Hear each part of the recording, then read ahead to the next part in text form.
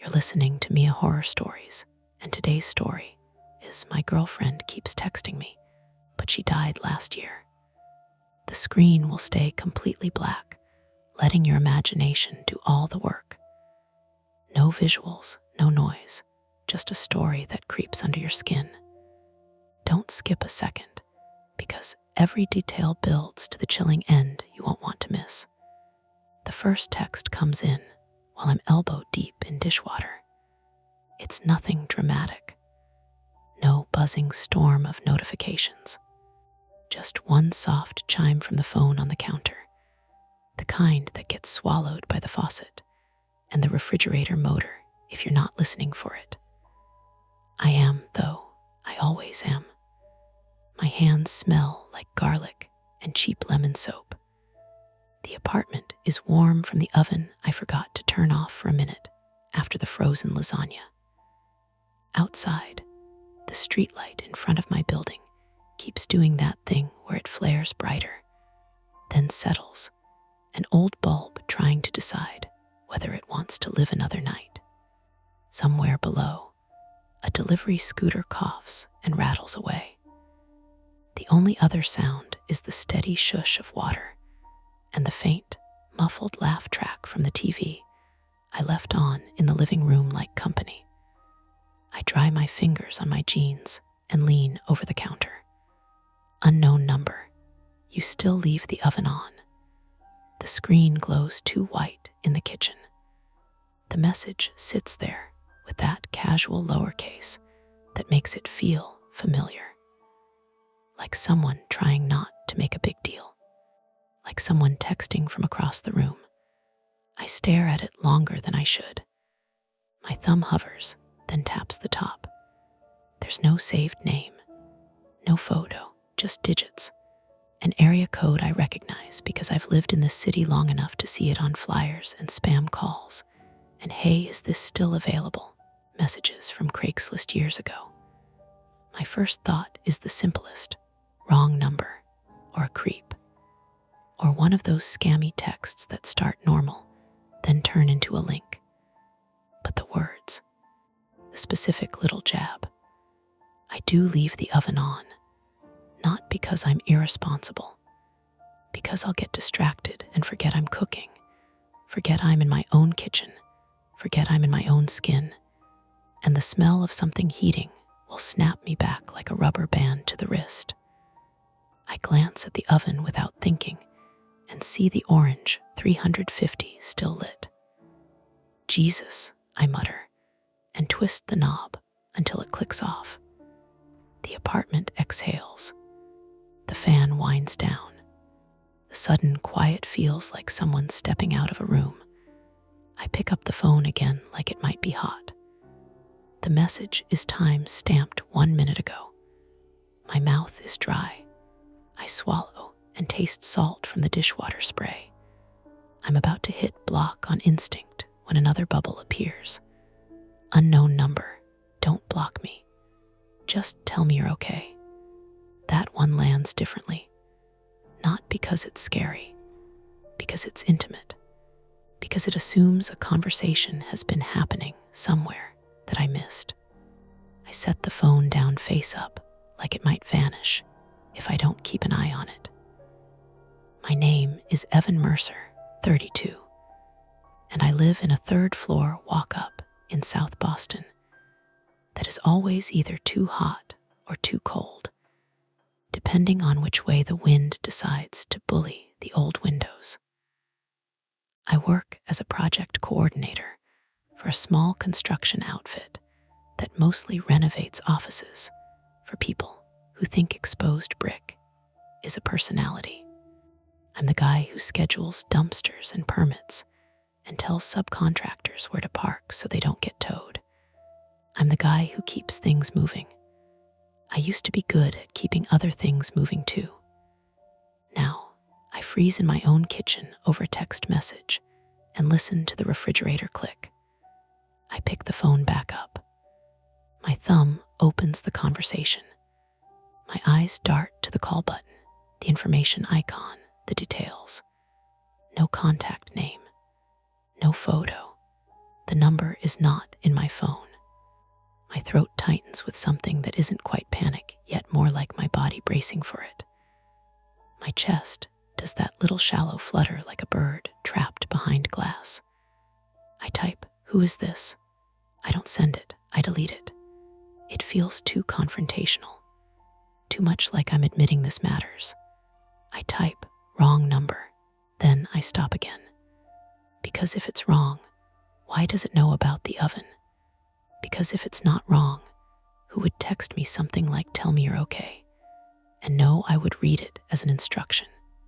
I set the phone down, wash my hands properly, and dry them on a towel that smells faintly of mildew, because I always forget to put it in the laundry until it gets that way.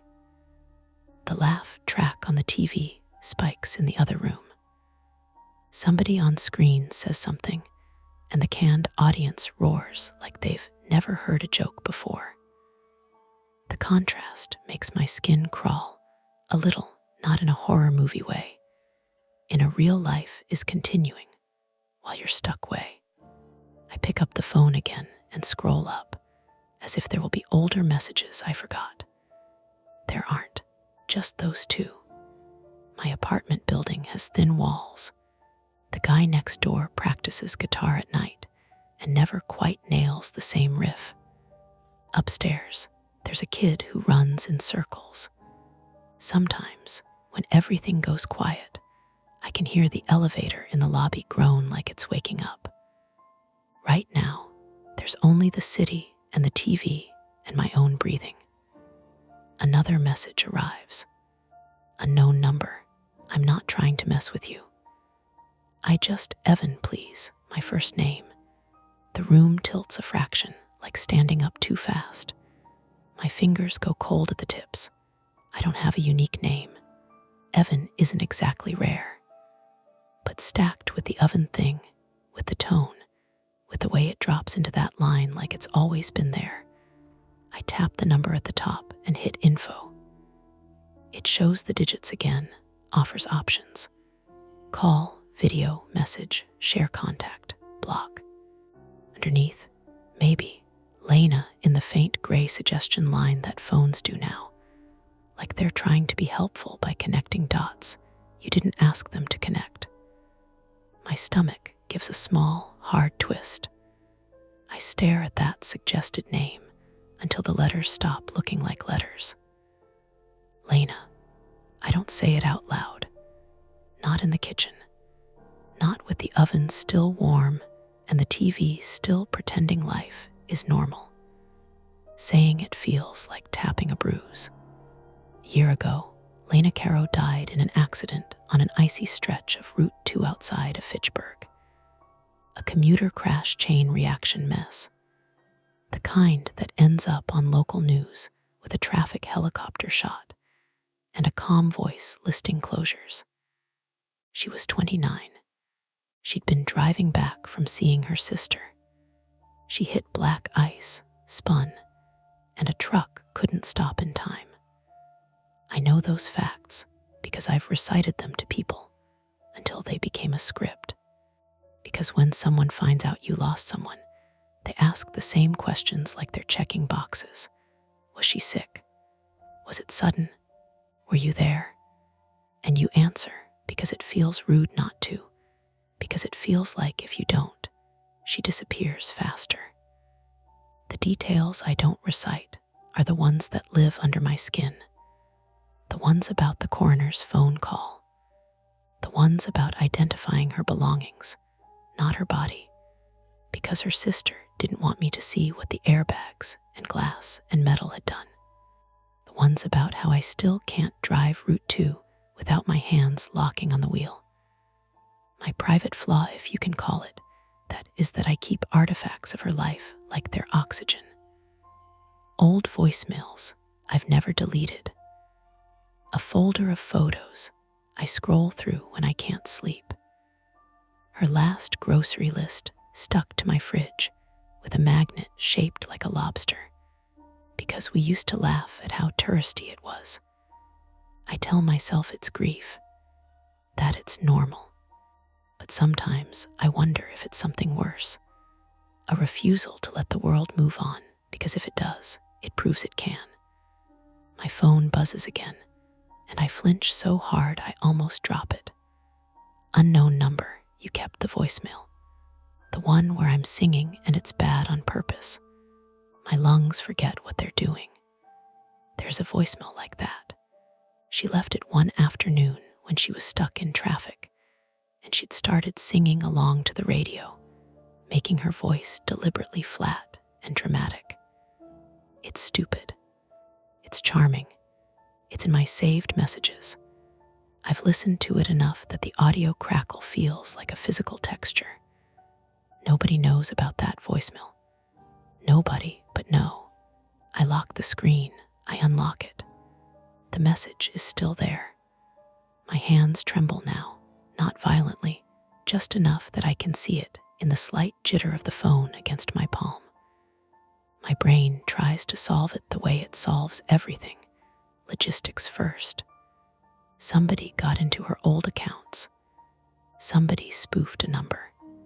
Somebody is playing a sick joke and somehow got personal details, maybe from social media, maybe from, I don't even know. I don't post about her much anymore. I stopped because the sympathy comments started feeling like a performance, like I was feeding an algorithm with my worst year. I pace from the sink to the doorway and back, careful not to step on the squeaky floorboard near the fridge because the sound will make me feel more alone. I think about calling the number. I think about not calling the number. I think about what calling it would mean.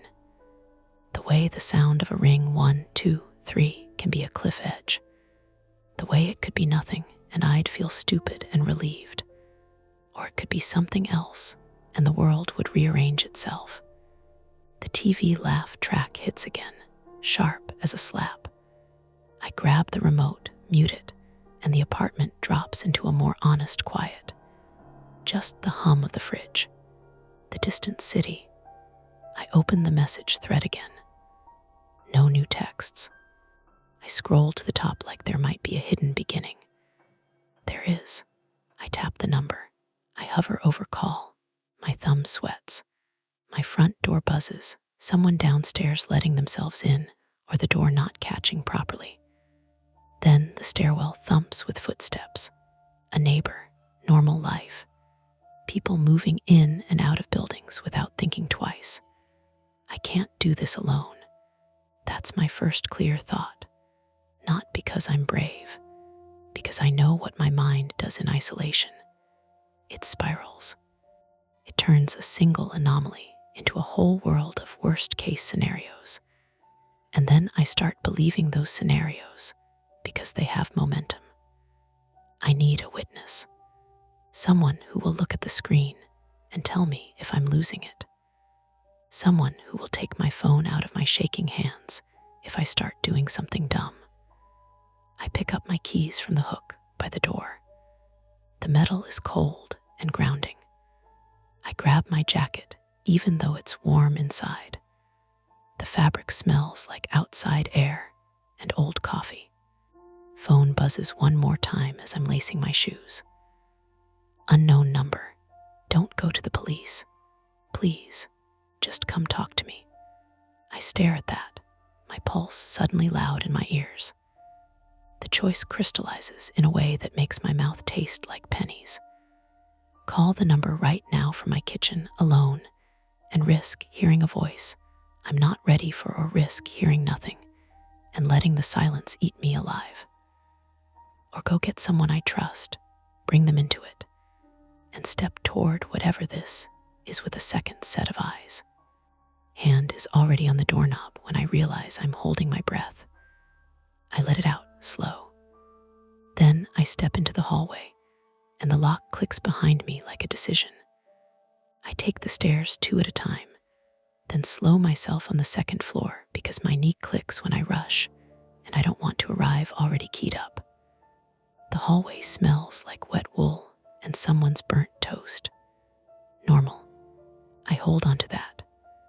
Outside, the night has that Boston in winter sharpness, where the air feels scrubbed clean.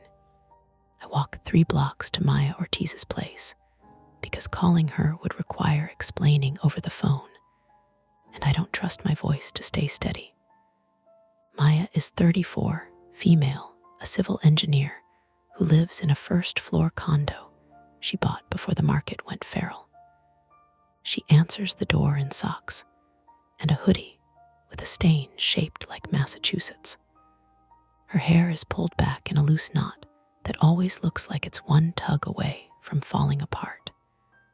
"Hey," she says, smiling, then stops when she sees my face. "What's wrong?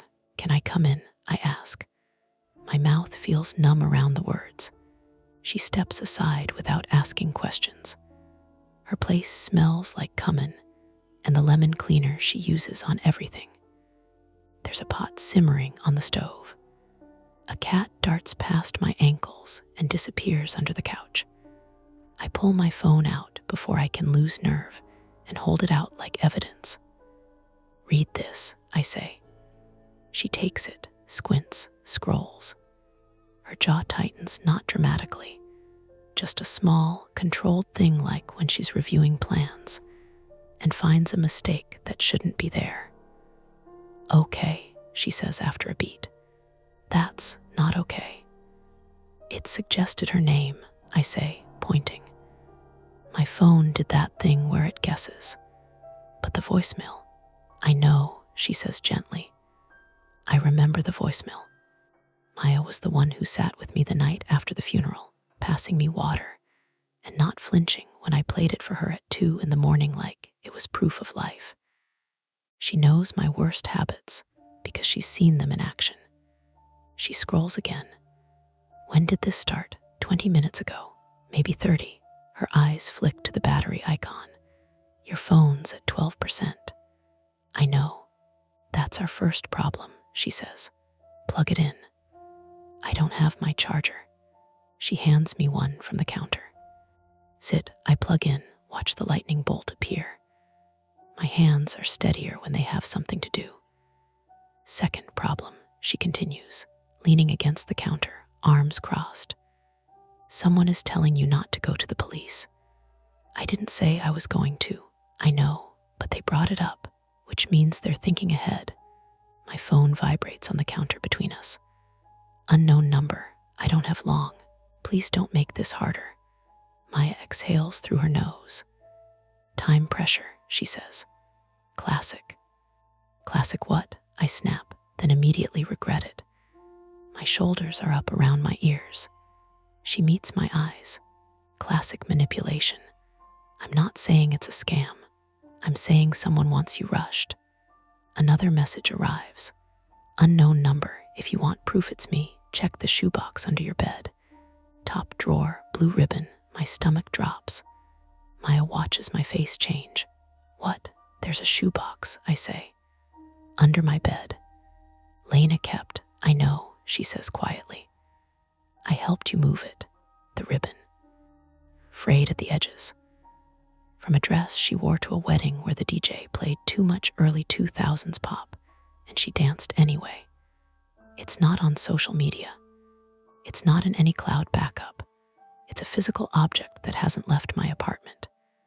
"Evan," Maya says, "look at me." I do. "We don't go there alone," she says.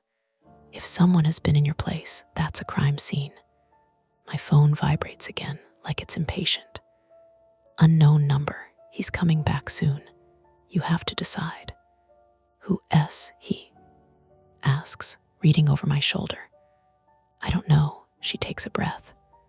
"Okay, new plan. We call someone." "They told me not to." "I don't care what they told you," she says, sharper now. "This is where your flaw kicks in. You don't want to involve anyone because you think you should be able to handle it. You can't." The words sting because they're accurate. "Fine," I say. "Who?" she thinks, then grabs her keys. "We go to your place. Together, right now. If someone has been there, we document. Photos. We don't touch anything we don't have to. If this escalates, we call 911. Not before, not never when. And if the texts stop, I ask, Then they stop, she says. That's information too. We're halfway back to my building when my phone buzzes again. I unlock it with my thumb, the streetlight flickering overhead. Unknown number, location sent. A map opens. A pin drops. It's not my apartment. It's a public park 2 miles away along the harbor. The one with the long concrete pier and the broken lamppost at the end that the city keeps promising to fix. I've walked there 100 times. Lena and I used to go at night in the summer and sit with our feet dangling over the edge, listening to the water slap concrete. Maya stops walking. Nope, they want me to meet them, I say, though it's obvious. At night, she says, in a place with bad lighting. I know. My phone buzzes again. Unknown number, 25 minutes. Battery dying. After that, I can't help you. I laugh, a short, ugly sound. Of course. Maya rubs her forehead. This is either someone who knows you frighteningly well, or someone who's been watching you. Either way, that park is a bad idea. They said someone else coming back to my apartment, I say. If that's true, then the safest place is not chasing them into the dark, she finishes. We stand there, traffic hissing by, the smell of the harbor faint but unmistakable. My phone ticks up to 15%, like a cruel joke. Another message. Unknown number, I'm scared. Please don't leave me here, my chest tightens. That's the line that gets me, not the facts, the fear, the way it echoes my own. Maya sees it hit. She puts a hand on my arm. Evan, that's bait. I know, I say, I know. But if there's even a chance that it's someone in trouble, she says. A real person, I nod. Silence stretches. A bus roars past. Someone laughs on the sidewalk across the street. Okay, Maya says finally. We compromise. I look at her. We don't go alone, she says. We don't go unprepared. We don't leave your place unsecured. Those are 3 different directions. She pulls out her phone. I call my brother, she says. He's a paramedic. He can meet us at the park entrance. Lights on. Witness. And my apartment. We call a non-emergency line and ask for a welfare check on you, she says. Say you're concerned someone accessed your unit.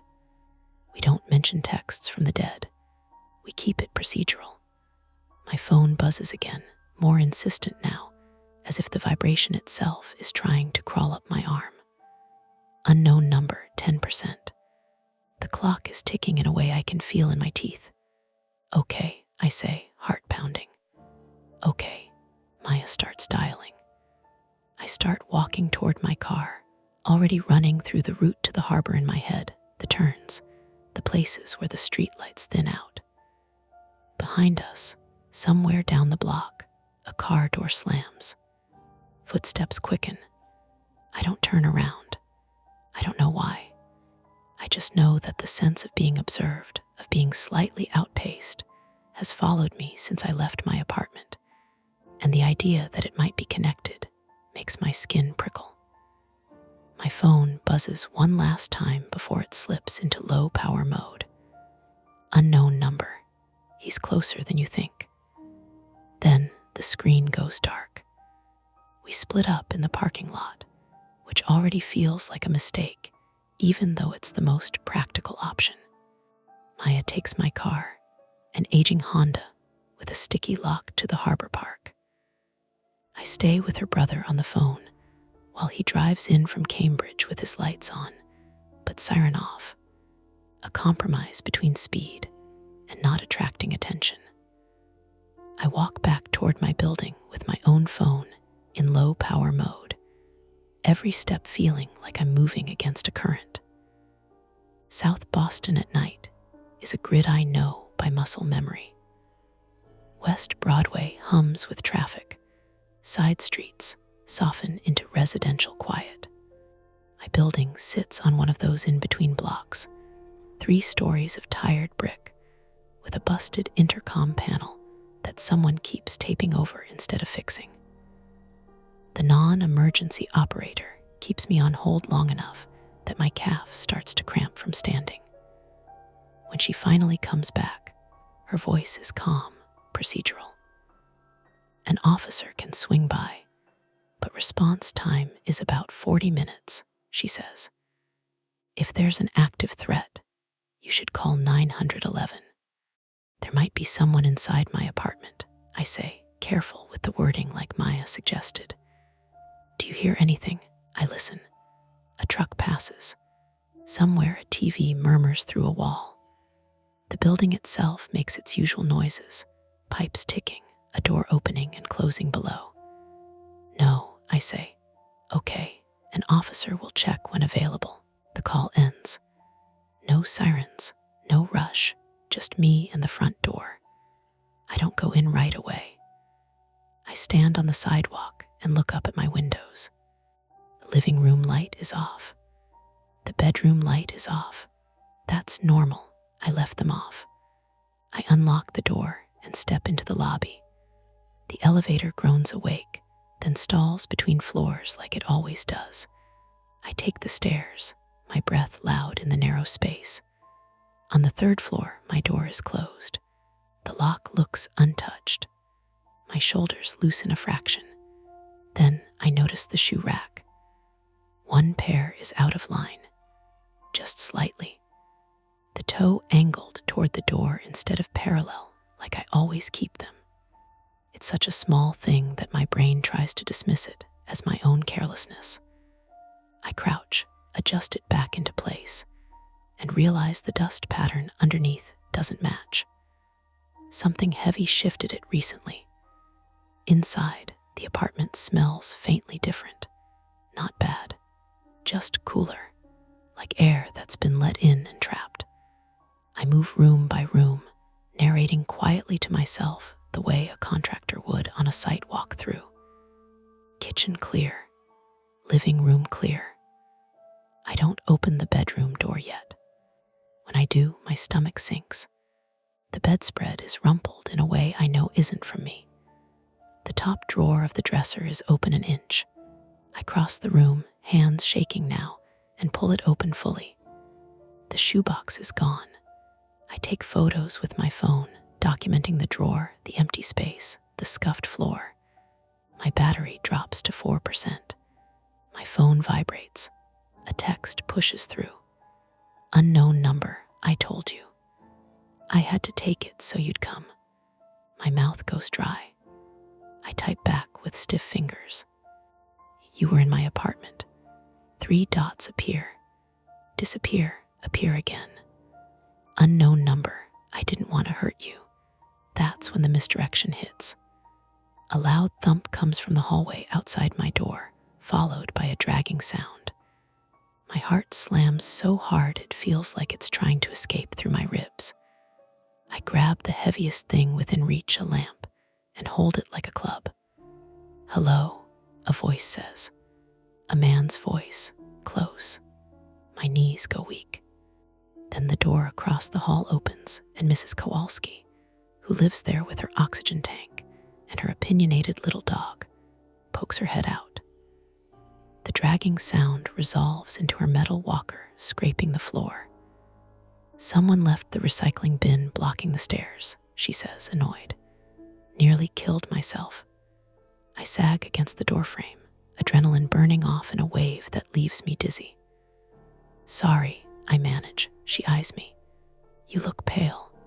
I'm fine, I lie. She shuffles away. The threat evaporates, leaving behind the echo of how easily my brain filled in the worst possible shape. My phone buzzes again. Unknown number, park. End of the pier, hurry. The map pin reappears. My battery icon turns red and blinks. I lock the apartment and tape a note to the inside of the door like Maya suggested. Do not enter. Police notified. It's flimsy, but it's something. Outside, my hands won't stop shaking. I sit in my car for a second with my forehead against the steering wheel, breathing until the dizziness passes. The engine turns over on the second try. The drive to the harbor is short, but feels stretched. I catch myself checking the rearview mirror too often, convinced headlights are sticking too close. They aren't.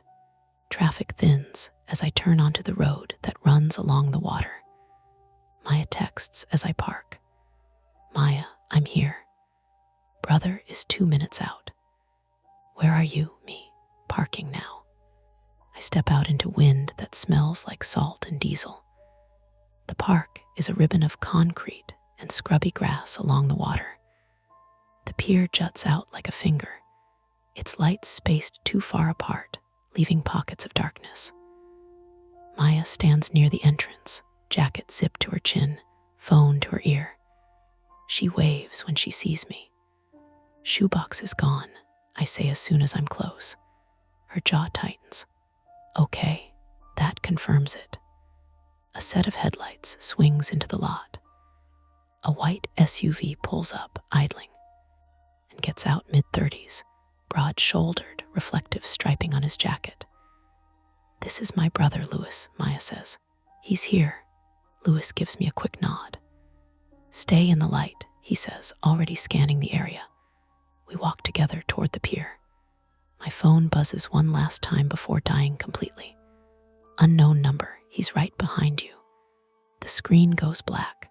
I stop dead. My pulse roars in my ears. Louis turns. What? My phone died, I say. They said a shape moves near the end of the pier. Just a silhouette, resolving and unresolving as it passes through the broken lamplight. Maya grips my sleeve. Evan, we keep walking. The boards underfoot creak softly, the sound swallowed by the water slapping against concrete below. Halfway down, I notice a dark smear near one of the benches. I crouch, touch it with my finger. Grease. From a food truck, probably. My brain had leapt straight to blood. At the end of the pier, someone stands facing the water. As we approach, they turn. It's not Lena. It's a woman about my age, hair pulled back, eyes too bright in the low light. She holds the shoebox under one arm like a shield. Relief and dread crash together in my chest. I'm sorry, she says quickly. I didn't know how else to get you here. Who are you? Maya demands. The woman looks past us, back toward the park entrance. We have to hurry, she says. He's not supposed to be here yet. Who is he? I ask, my voice hoarse. She opens her mouth to answer, and the pier lights go out. All of them at once, plunging us into darkness broken only by the glow of distant city and the reflected shimmer of water. Behind us, footsteps break into a run. Louis swears. There's no way back without crossing the length of the pier in the dark, with someone closing in. Retreat is no longer an option. The dark isn't total, not really. There's the city glow bleeding over the water, the low red blink of a distant buoy, the pale smear of moon behind clouds. Enough to see shapes. Enough to trip. Stay still, Louis says, already moving. I hear fabric scrape as he steps in front of us, putting his body between the woman and the sound of running feet. Who's there? He calls, voice firm, paramedic command calm. The footsteps hesitate, then start again, faster.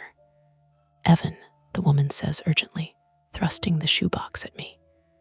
You have to listen to me. He found my phone. He's been watching you for months. My hands close around the box without thinking. The cardboard is dented where someone gripped it too hard. The ribbon peeks out, blue even in the half-light. Why my girlfriend? I ask. The words scrape out of me. Why her? Because you were vulnerable, she says, eyes flicking toward the darkness behind us. And because he knew her. Louis swears under his breath. We're leaving, now. We turn as one. The runner bursts into the edge of the light, a man in a dark jacket, hood up, breathing hard. He skids to a stop when he sees Louis's stance. Back up, Louis says. Police are on the way. The man laughs. It's sharp and humorless. You always say that. Maya steps up beside me. Her hand finds mine, squeezes once. Grounding. The man points at the woman. You stole my phone. You stole my life, she shoots back. Her voice cracks, then steadies. I just borrowed his. My brain scrambles to connect it. The texts, typed by her, the man says, smug. Sent from Lena's old iCloud backup I helped her access. You'd be amazed what people leave behind. The word backup hits like a punch. Lena's phone was totaled in the crash, but her data, photos, messages, voicemails had lived on, floating in the cloud. I'd given her passwords once years ago because trust felt simple then. You broke into my apartment, I say to the woman. I did, she says, to get the ribbon. To make it real for you, I'm sorry. The man lunges. It's messy and fast. Luis moves to intercept, but the pier is slick with spray and old grease. He slips, goes down hard. His head cracks against the concrete with a sound that turns my stomach. Luis, Maya screams. The man barrels past, shoulder checking me. I stumble, catch myself on the bench, the shoebox skidding across the pier. The lid pops off. The ribbon spills out, blue against gray. The woman dives for it at the same time I do. Our heads knock. Stars explode behind my eyes. Gasps, but keeps crawling, fingers closing around the ribbon like it's a lifeline. The man grabs her ankle and yanks. She screams. I grab his arm, my fingers sliding on wet fabric. He swings back blindly and his elbow catches my jaw. Pain flares, hot and immediate. Maya is on the phone, shouting directions, voice shaking, but clear. End of the pier, yes. Lights are out, paramedic down, Luis groans. Tries to push himself up, fails. Blood runs from a cut above his eyebrow, dark and alarming. Stop, I shout, not sure who I'm talking to.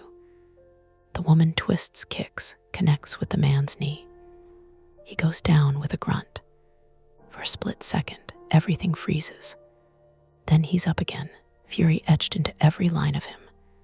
You think you can just, a beam of light slices across the pier. Then another, flashlights, voices. Police, don't move. The man bolts toward the edge, slips, skids.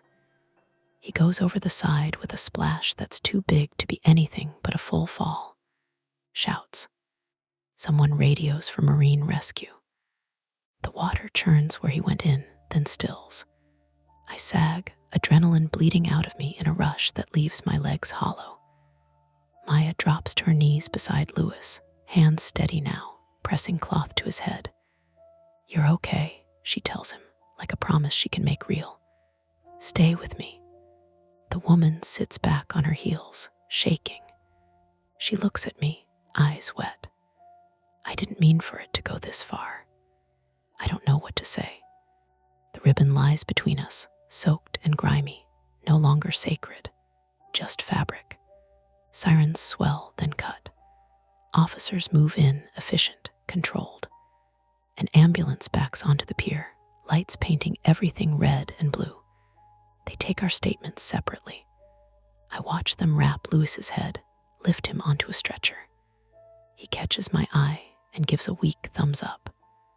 Relief crashes through me so hard I have to sit down. An officer kneels in front of me. Sir, can you tell me how this started? I look at the shoebox in my lap, at the ribbon, at my hands scraped and shaking. With a text, I say, from someone who knew exactly where to press. They pull the woman aside, cuff her gently. She doesn't resist. As they lead her away, she turns back once. I'm sorry, she says again.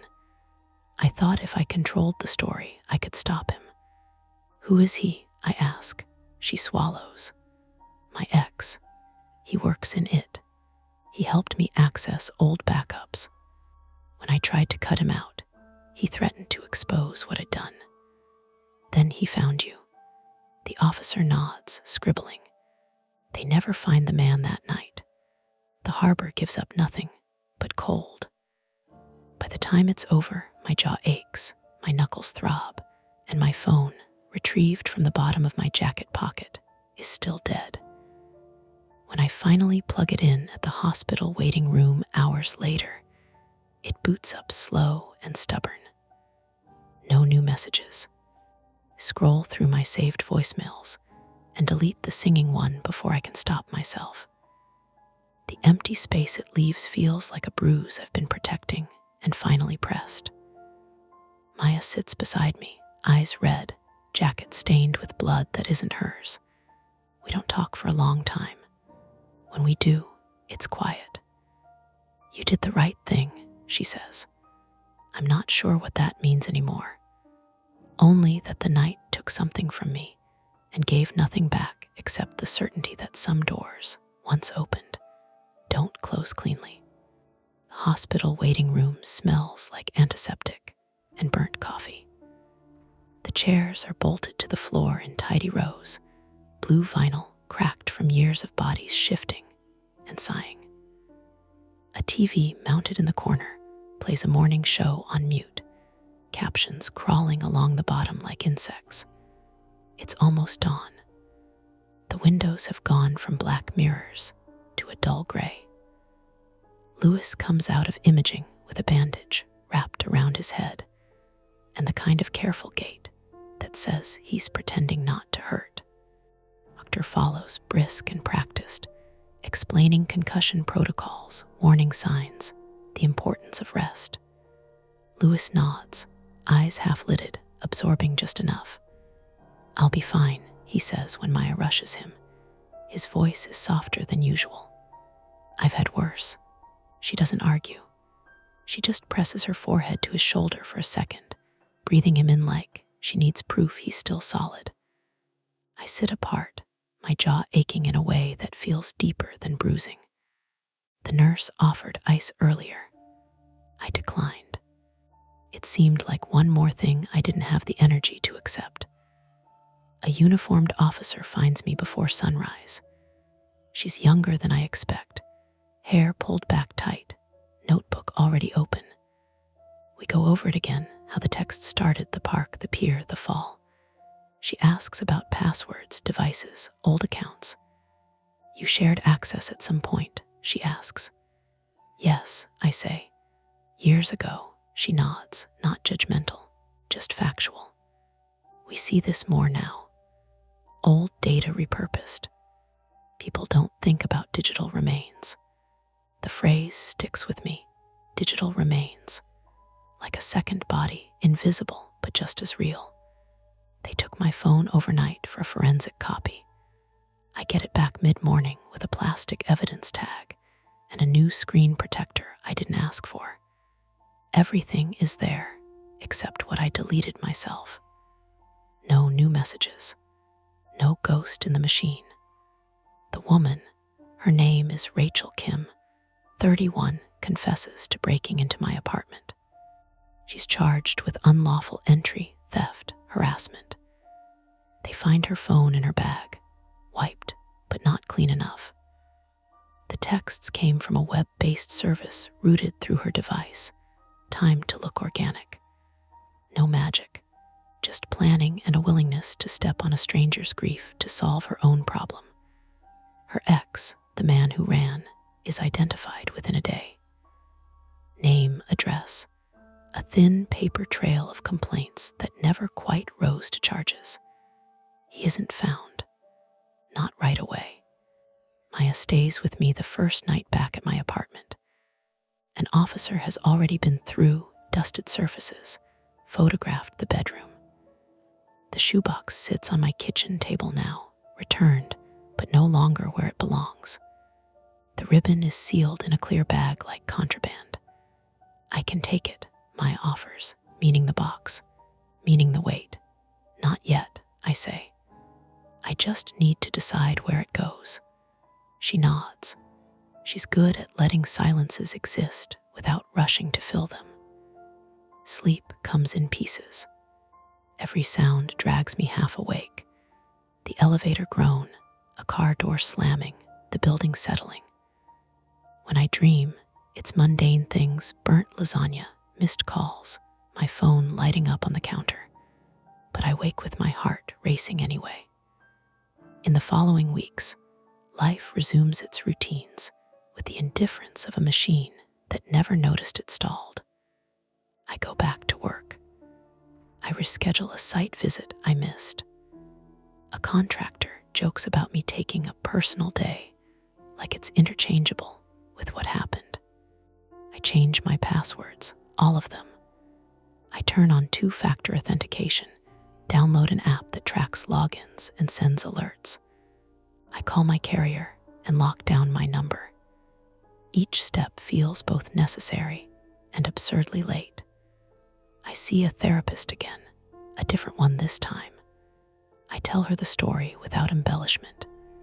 She listens, hands folded, occasionally asking me to slow down. You were targeted because you were visible in your grief, she says gently.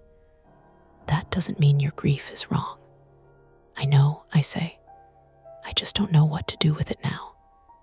That, she says, is the work. Louis recovers.